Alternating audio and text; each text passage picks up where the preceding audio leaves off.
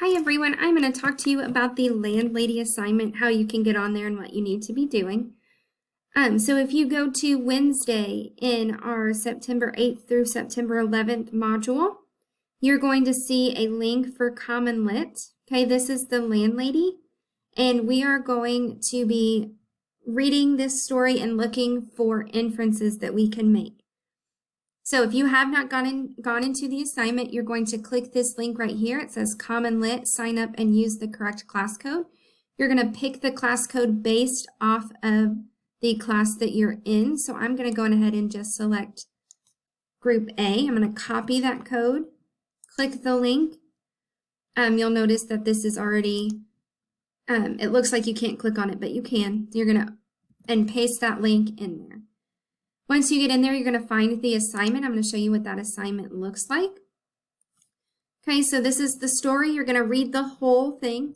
In this story, there's lots of notes on vocabulary. So if you're ever not sure what something means, you're just going to click on it and it'll tell you the definition.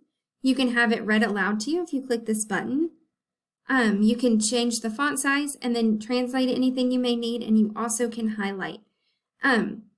And annotate. And annotations are going to be important because that's something I'm going to be checking. So for example, if I want to note this as being evidence for an inference, I'm just going to do it and I'm going to highlight it. I just like the way that looks. And then if I want to add the inference, I'm going to highlight it and then I'm going to click this text button. I've already added an annotation that kind of shows you how many inferences I want you to be doing. I want you to try to do 5 to 6 inferences in the entire text, okay? So it's a decent sized text, so that shouldn't be too difficult.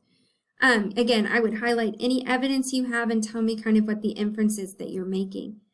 You're going to notice that sometimes it's going to require you to answer a question before you can move on, and this will be blurred out until I answer this question 1.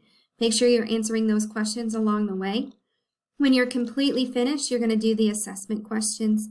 So I'm going to be looking for your annotations and for your answers on the assessment. Let me know if you have any questions. Have a good day.